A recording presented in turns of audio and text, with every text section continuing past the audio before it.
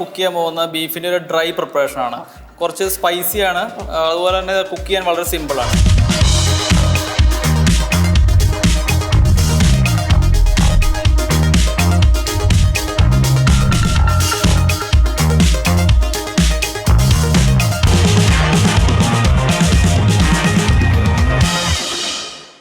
പൊറോട്ടയ്ക്കും അപ്പത്തിനും ഇടിയപ്പത്തിനും പുട്ടിനും വരെ ബീഫിൻ്റെ പല വിഭവങ്ങളുണ്ട്. ബീഫ് റോസ്റ്റായും ഫ്രൈ ആയും മപ്പാസായും ഒക്കെ തയ്യാറാക്കാറുണ്ട്. അതിൽ നിന്നും വ്യത്യസ്തമായി ഒരു വെറൈറ്റി ഡിഷാണ് ഷെഫ് അരുൺ നമുക്ക് വേണ്ടി തയ്യാറാക്കുന്നത്. എങ്ങനെയാണെന്നും എന്താണ് ഐറ്റം എന്നും ഷെഫിനോട് ചോദിക്കാം. നമ്മളിന്ന് കുക്ക് ചെയ്യാൻ പോകുന്ന ബീഫിൻ്റെ ഒരു ഡ്രൈ ഫ്രൈ ആണ്. അതായത് വളരെ ലിമിറ്റഡ് ഇൻഗ്രീഡിയൻസേ ഉള്ളൂ. ഇതിൻ്റെ മെയിൻ ഹൈലൈറ്റ് എന്ന് പറഞ്ഞാൽ ഷാലറ്റ്സും ഗാർലിക്കും റെഡ് ചില്ലിയും കൂടെ ഇട്ടിട്ടുള്ള ഒരു മസാലയാണ്. അത് ചതച്ച മുളകിട്ട നല്ല നാടൻ സ്റ്റൈലിൽ ബീഫ് ഫ്രൈ. അതെ, ഓക്കെ. ഇപ്പൊ നമ്മള് ബീഫ് തയ്യാറാക്കാൻ പോവുകയാണ് അല്ലേ? എങ്ങനെയെന്ന് നോക്കാം. നമ്മൾ എടുത്തേക്കുന്ന ബീഫിന്റെ അല്പം വലിയ ക്യൂബ്സ് ആണ്. അപ്പൊ നമുക്ക് ഉരുളിയിൽ മസാലയൊക്കെ ഇട്ടെന്ന് ബോയിൽ ചെയ്തെടുക്കാം. അപ്പൊ ഇത് കുക്കറിൽ വേവിക്കണ്ടേ ബീഫ്? കുക്കറിൽ വേവിക്കണ്ടേ. ഇത് മീറ്റ് അല്പം ടെൻഡർ ആയിട്ടാണ്. അപ്പൊ പെട്ടെന്ന് അടച്ചു വെച്ച് വേവിച്ചാൽ മതി. അതോ എന്തെങ്കിലും വേവാൻ എന്തെങ്കിലും ടിപ്സോ അങ്ങനെ വല്ലതും? വേവാൻ പ്രത്യേകിച്ച് ഇപ്പോൾ ഇടണ്ട. നമ്മളത് ഹാർഡായിട്ടുള്ള മീറ്റ് ആണെങ്കിൽ എന്തെങ്കിലും ഇപ്പോൾ പപ്പായോ പൈനാപ്പിളോ ഇടേണ്ട ആവശ്യമുള്ളൂ. അപ്പൊ ബീഫ് വേവാനുള്ള ടിപ്പാണ് ഒത്തിരി നേരം കുക്കറിൽ പ്രഷർ കൊടുത്ത് വേവിക്കണ്ട. പകരം ബീഫ് കുക്കറിലിടുമ്പോ തന്നെ അല്ലേ? കുക്കറിലിടുമ്പോ തന്നെ. കുക്കറിലല്ല, ഉരുളിയിൽ തന്നെ.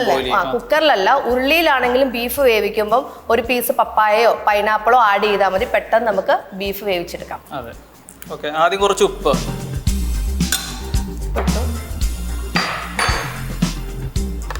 പിന്നെ കുറച്ച് ജിഞ്ചർ ഗാർലിക് പേസ്റ്റ്, കുറച്ച് മഞ്ഞൾപ്പൊടി. ഇതിനൊന്നും ഇൻഗ്രീഡിയൻസിന് ടീസ്പൂണ് അങ്ങനെയുള്ള കണക്കൊന്നുമില്ല. ഇത് വളരെ കുറച്ച് ഇട്ട് നമ്മൾ ജസ്റ്റ് ഒന്ന് ബോയിൽ ചെയ്തെടുക്കണുള്ളൂ. അതിന് ശേഷമാണ് പിന്നീട് നമ്മളത് ഡ്രൈ ആക്കി എടുക്കണം. ഒരു സ്പൂൺ മല്ലിപ്പൊടി, കുറച്ച് കറിവേപ്പില, കുറച്ച് ഓണിയൻ സ്ലൈസ് ചെയ്ത്. ഇനി ഇതിലേക്ക് കുറച്ച് വെള്ളം ഒഴിച്ച് നന്നായി മിക്സ് ചെയ്ത് ഒരു അരമണിക്കൂർ നമുക്ക് അടച്ചു വെച്ച് വേവിക്കാം. അപ്പൊ ഇത്ര ക്വാണ്ടിറ്റി വെള്ളം എന്നൊന്നുമില്ല, നമ്മൾ അതിന് പറ്റുന്ന ലെവലിന്, മീറ്റിന്റെ ലെവലിന് വെള്ളം ഒഴിച്ചാൽ മതി. കുറച്ച് മുളക് പൊടിയും കൂടി ഇട്ട് കൊടുക്കാം. കാശ്മീരി മുളക് പൊടി ആയിരിക്കും. അതെ അതെ, കാശ്മീരി.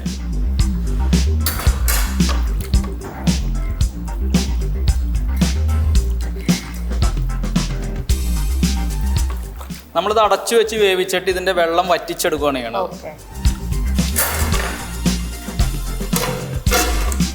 ബീഫിനകത്ത് എല്ലാ മസാലകളും എല്ലാം ചേർത്ത് വേവിക്കാൻ വെച്ചിരിക്കുകയാണ്. ഇനി വേവിച്ച് കഴിഞ്ഞിട്ട് നോക്കാം. ഇപ്പൊ ബീഫ് തിളച്ച് കാണുമായിരിക്കും അല്ലേ? നമുക്ക് ജസ്റ്റ് നോക്കാം എന്തൊരായെന്ന്. നന്നായിട്ട് തിളച്ച് വെന്ത് കാണുമായിരിക്കും അല്ലേ? ബീഫ് നന്നായിട്ട് തിളച്ച് ഈ വെള്ളം വറ്റണം, വറ്റിയെടുക്കും. അതെ അതെ.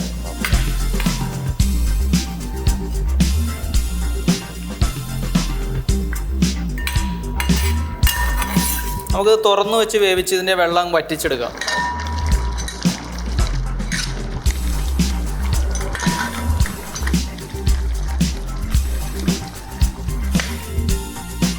ഏകദേശം ബീഫ് വെള്ളം ഇങ്ങനെ വറ്റി നല്ല ഡ്രൈ ആയിക്കൊണ്ടിരിക്കുക. ഇതിലും നല്ല ഡ്രൈ ആവണം. അതെ അതെ, ഇത് നന്നായി വറ്റി മസാല ഫുള്ള് ബീഫിലേക്ക് സ്റ്റിക്ക് ആവണം. ഏകദേശം ഒരു 45 മിനിറ്റ്സ് എടുക്കും. അപ്പൊ കുക്കറിൽ ചെയ്യുന്നതും ഇതും തമ്മിലുള്ള വ്യത്യാസം എന്താണ്? ഉരുളി ചെയ്യുമ്പോൾ നമുക്ക് അങ്ങ് വറ്റിച്ചെടുക്കാമല്ലോ. കുക്കറിലാകുമ്പോൾ നമുക്ക് അതിന്റെ അകത്ത് എന്താണെന്ന് അറിയാം. അതെ അതെ, ഇത് ബാലൻസ് വരും. അതെ അതെ. ഇപ്പൊ നല്ല തിക്ക് ഗ്രേവിയുടെ ഒരു ഇതിലായിട്ടുണ്ട് ബീഫ്. ബീഫ് റോസ്റ്റിന്റെ ഒക്കെ ഒരു ടെക്സ്ചറായി. മീറ്റ് നന്നായിട്ട് വെന്തിട്ടുണ്ട്. നന്നായിട്ട് വെന്തിട്ടുണ്ട് ബീഫ്. ഉണ്ട് മീറ്റ്.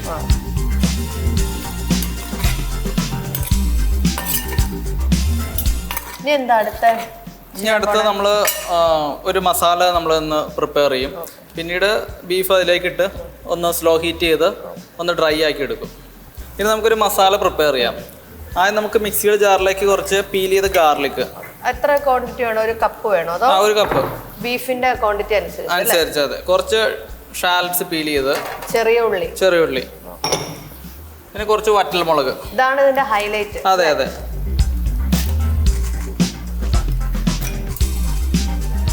ഇതൊന്ന് മിക്സിയിൽ നമ്മൾ ക്രഷ് ചെയ്തെടുക്കും.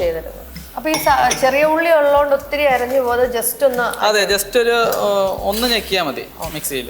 ബീഫിനകത്ത് ചേർക്കാനുള്ള മസാലക്കൂട്ട് സെറ്റ് ചെയ്യാൻ പോവാണ്. എല്ലാം കൂടെ ചെറിയ ഉള്ളിയും ചുവന്ന മുളകും എല്ലാം കൂടെ ചേർത്ത് മിക്സിക്കകത്തുനിന്ന് ക്രഷ് ചെയ്തെടുക്കാം. അപ്പൊ ചുവന്ന മുളകും വറ്റൽമുളകും വെളുത്തുള്ളി എല്ലാം ക്രഷ് ചെയ്ത് എടുത്തിട്ടുണ്ട്.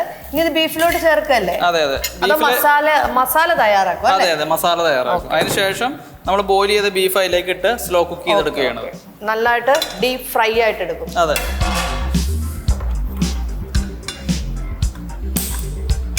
ആദ്യം നമ്മൾ ഫ്രൈങ് പാനിലേക്ക് കോക്കനട്ട് ഓയിൽ ഒഴിക്കും. ഓക്കെ.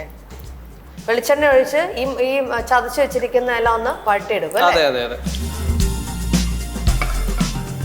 വെളിച്ചെണ്ണ ഒഴിച്ചു. ഇനി അടുത്ത് കടുക് പൊട്ടിക്കുക. വെളിച്ചെണ്ണ നല്ല ചൂടായി വരുമ്പോൾ കടുക് പൊട്ടിക്കുക.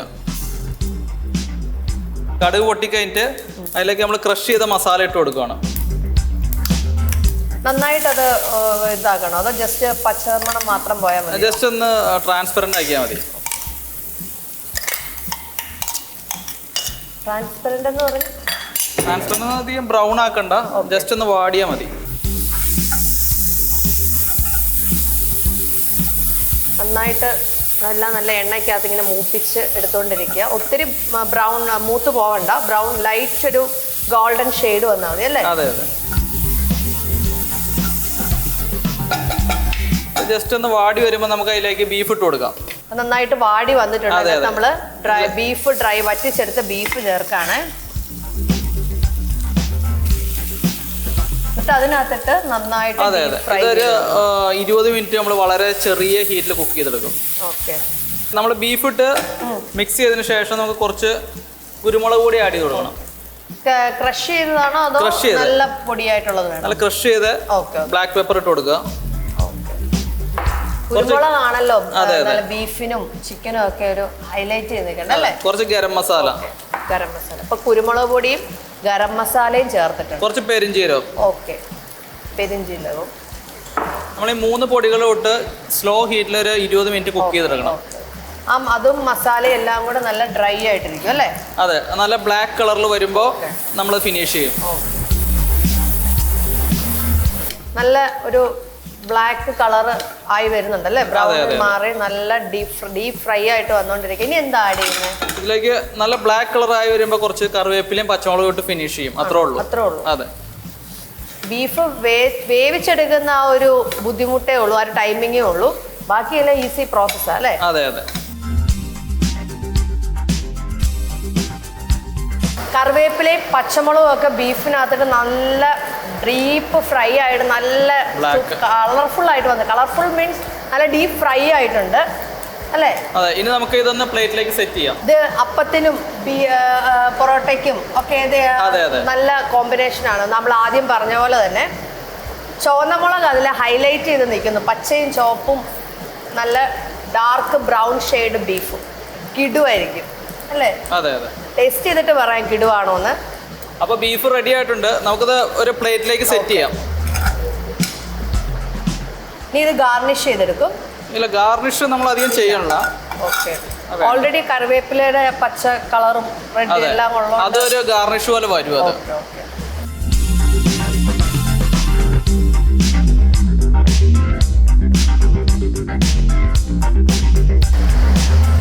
ഇപ്പോൾ നമ്മുടെ ഇറച്ചി ഉണക്കമുളക് ചതച്ചത് റെഡി ആയിട്ടുണ്ട്.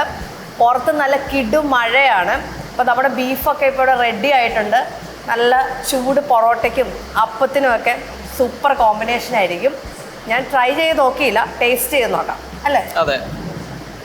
സ്പൂൺ കൊണ്ട് വേണോ കൈ കൊണ്ട് വേണോ? കൈ കൊണ്ട്.